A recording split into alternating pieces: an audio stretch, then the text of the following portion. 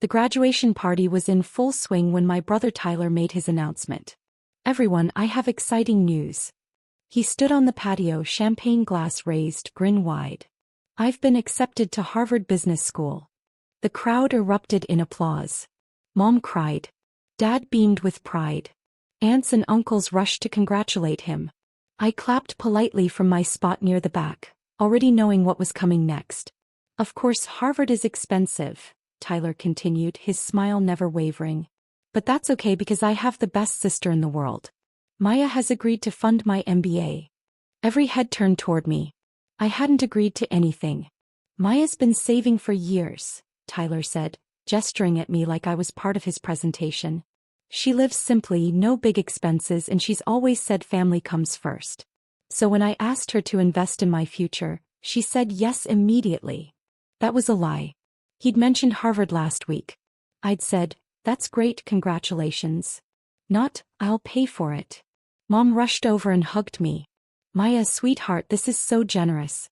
Tyler's going to do amazing things and you'll be part of that success." "I never said," I started. "Don't be modest." Tyler interrupted, walking over with his phone out. "I actually already calculated everything. Tuition is about $80,000 a year, plus living expenses in Boston. Figure another $30,000 annually. 2 years total, so roughly $220,000. Maya's been working at that tech company for 6 years. She must have at least that saved up, right?" The crowd murmured approvingly. Responsible Maya. Generous Maya. Maya who lived in a small apartment and drove an 8-year-old Toyota. "Your savings belong to all of us," Tyler announced to everyone like it was the most natural thing in the world. "That's what family means. We pool resources and lift each other up." Dad nodded. "That's right. Your mother and I paid for Tyler's undergrad. It's only fair you help with graduate school. We're a team." "I paid for my own undergrad," I said quietly. "With loans," Mom said, waving dismissively. "That's different. Tyler had scholarships and our help. He's debt-free. We don't want him starting his MBA in the hole." "But it's fine for me to be in the hole." "You're established," Dad said. "You have a good job. Tyler's still building his career. This is an investment in the family's future." I looked at Tyler, who was showing his phone to our cousin Ben. "See? Maya's account has plenty. She showed me her balance last year. Over $250,000. She doesn't need all that just sitting there." My stomach dropped. I'd shown him my savings account balance during a conversation about investing. One account. Not my full financial picture. "Tyler, that's not. Your account is family money," he said cheerfully, turning back to me. "You've been hoarding it while we all struggle. Time to share the wealth, sis." The word hoarding hung in the air like an accusation. I pulled out my phone and checked my messages. An email from my executive assistant marked, "Urgent. Disclosure tomorrow." Tomorrow. The corporate disclosure I'd been waiting for would go public tomorrow. I looked up at Tyler's expectant face, at my parents' proud smiles, at the relatives nodding their approval of my generosity. "I need to make a call," I said. "Excuse me." I walked into the house, into Dad's study, and closed the door. Then I called my CFO, Robert Chin. "Robert, is the disclosure ready for tomorrow?" "Yes." "Press release goes out at 9 a.m. Eastern. We're announcing the Series C funding and your promotion to co-CEO. The valuation numbers will be public. Are you sure you want to proceed with the timeline?" "Absolutely certain. In fact, can we move it up? Release it tonight at midnight." "That's unconventional. Why the rush?" "Family situation. I need the information public before I have this conversation." "Understood. I'll coordinate with the PR team. Anything else?" "Yes. Send me the executive compensation disclosure. The public version. The one showing your salary and equity stake? That's the one. Sending now." "Maya, is everything okay?" "It will be. After midnight." I stayed in the study until sunset, working on my laptop, responding to emails, reviewing documents. Through the window I could see the party continuing. Tyler holding court, talking about his Harvard plans, probably spending my money in his head. At 7 p.m. Mom knocked on the door. "Maya? Everyone's asking about you. Come back out." "I'm working." "On a Saturday?" "During Tyler's party." She came in and sat down. Honey, I know 200,000 is a lot of money, but this is Tyler's dream. You can rebuild your savings. You're good at that. How do you know I can rebuild it? Because you're sensible. You live below your means. You'll be fine. What if I have plans for that money? What plans? You don't have a boyfriend, you're not buying a house, you don't take vacations. What could you possibly need it for? I looked at her. Really looked at her. When had she decided I didn't deserve dreams because I didn't broadcast them? Maybe I need it for my own future, I said. Your future is secure. You have a stable job. Tyler's future is just beginning. He needs this opportunity. He could take out loans like I did. And burden him with debt. Maya, don't be selfish. This is your brother. And I'm your daughter. Doesn't my financial security matter? Of course it does. But you're already secure. Tyler needs help. I needed help 6 years ago. I got loans and a side job. Mom's face hardened. I didn't raise you to be this petty. Family helps family. End of discussion. She left, closing the door firmly behind her. I went back to my laptop and waited. At 11:47 p.m. my phone buzzed. Robert, disclosure goes live in 13 minutes. PR team is standing by. Good luck with whatever you're doing. At midnight exactly my phone started buzzing. Notifications flooded in. LinkedIn, email, text messages. The TechCrunch headline. NextGen AI announces $500 million Series C at $3.2 billion valuation. Names Maya Torres co-CEO. Forbes. Meet Maya Torres, the 32-year-old co-CEO behind NextGen AI's meteoric rise. The disclosure included everything. My co-founder equity stake, 23%. My annual salary, $850,000. My total compensation including equity, approximately $47 million over the past 3 years. Current net worth, $287 million. I forwarded all the articles to the family group chat, then turned off my phone and went to sleep. Sunday morning I woke to 17 missed calls and 43 text messages. Tyler, Maya, you're a millionaire? Mom, why didn't you tell us? Dad, we need to talk immediately. I ignored them and went for a run. When I got back there were cars in my apartment parking lot. My family's cars. They were waiting in the lobby. Maya. Tyler jumped up when he saw me. I can't believe you let me ask you for money when you're worth almost $300 million. I felt like an idiot when I saw the news. You should feel like an idiot, I said, heading for the elevator. They followed me in. That was harsh, Mom said. Tyler didn't know. Tyler announced to a party full of people that my savings belonged to him. He calculated exactly how much of my money he planned to spend. He didn't ask, he assumed. Because we thought you were just a regular employee, Dad said. We didn't know you owned part of the company. Would it have mattered? When you thought I had $250,000 you demanded all of it. Now you know I have more, you'll just demand more. The elevator reached my floor. I got out. They followed. That's not fair, Tyler said. I'm your brother. I thought we were close. We were. Until you announced I was funding your MBA without asking me first. I was excited. I thought you'd be happy to help. You thought I'd be convenient. I unlocked my apartment door. They tried to follow me inside. No, I said, blocking the doorway. This is my home. You're not coming in. Maya, please, Mom said. Can we just talk about this? About what? About how you decided my money was family money. About how my savings were hoarding. About how Tyler's dreams matter more than mine. That's not what we meant, Dad said. Then what did you mean? Silence.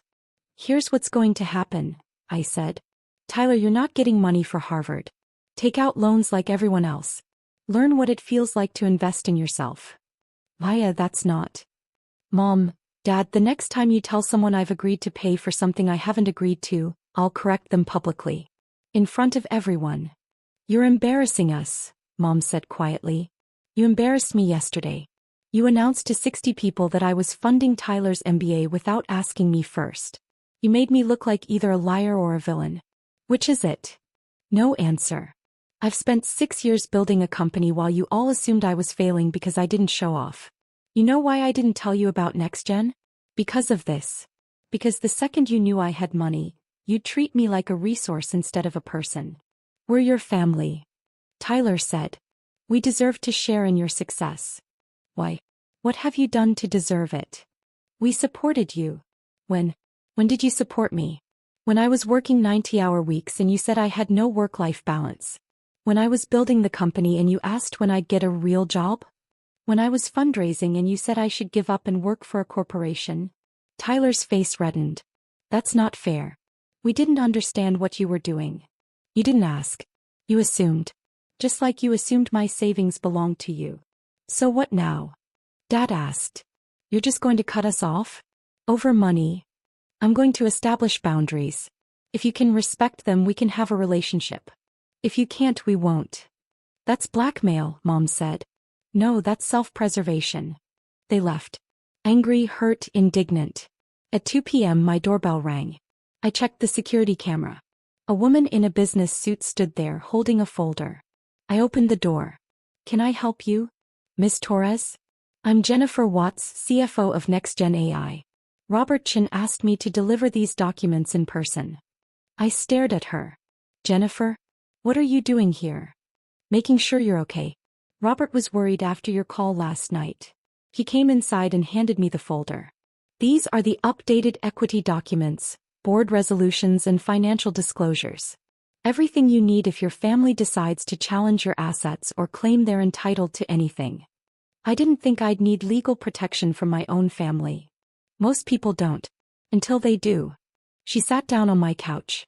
For what it's worth, I've seen this before. Family members who think success is communal property. They're always shocked when you set boundaries. My brother announced to everyone that my savings belonged to all of them. What did you do? I released the corporate disclosure 12 hours early. Let them find out from TechCrunch that I'm worth $250 million. Jennifer laughed. Aggressive. I like it. How'd they take it? They showed up at my apartment this morning demanding to know why I didn't tell them sooner. Let me guess, they wanted you to fund something before and now they want to fund something bigger? Harvard MBA. $220,000. And now? Now Tyler's mad I won't pay for it. Jennifer pulled out her phone. I'm going to give you the number for my family law attorney. Specializes in high net worth individuals with boundary issues. You might need her. It won't come to that. Maya, you're worth $287 million.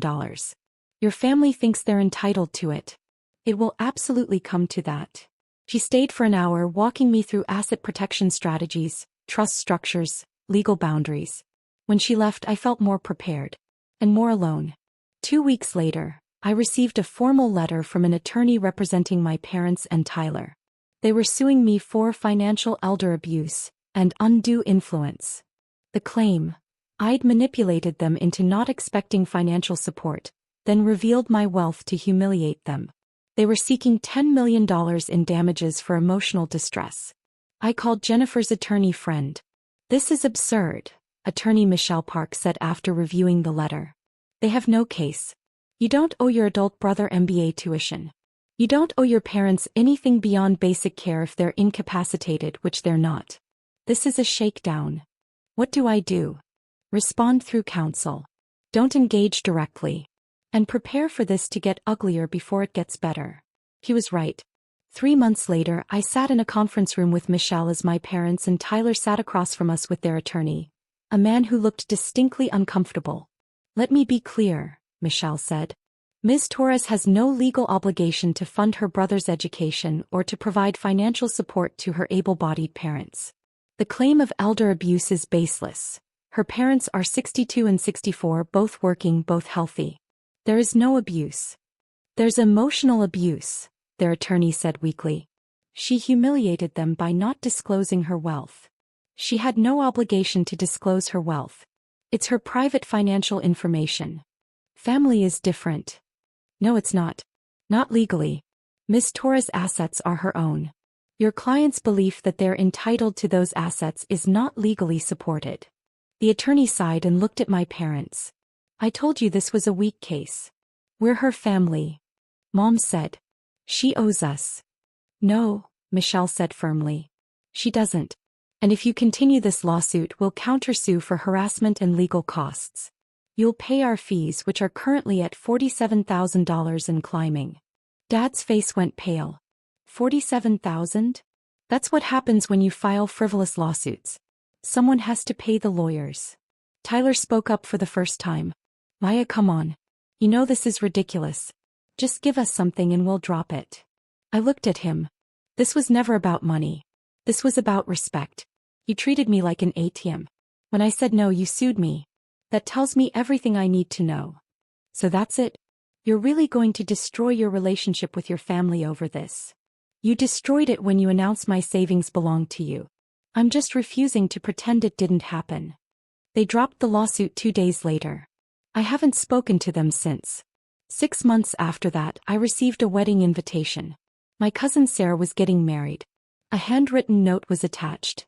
I know things are complicated with your family, but I want you to know, I'm proud of what you built. You didn't owe Tyler his MBA. You don't owe anyone access to your success. If you want to come, I'd love to see you. No pressure. I sent a gift. And a note. Thank you for understanding. Congratulations on your wedding. Tyler went to Harvard eventually. He took out loans. Last I heard from a mutual friend, he was struggling with the debt and bitter about it. Mom and Dad retired early and moved to Florida. They tell people I'm busy with work, when asked why I'm not around. The truth is simpler. I'm not around because I finally learned that family isn't defined by blood. It's defined by respect. And the day Tyler announced my account was family money was the day I learned my family didn't respect me at all. The corporate disclosure had changed everything. The CFO had walked in, literally, and helped me protect what I'd built. And I'd learned the hardest lesson of all. Sometimes the most loving thing you can do is walk away from people who only love what you can give them. Even when, especially when, those people are family.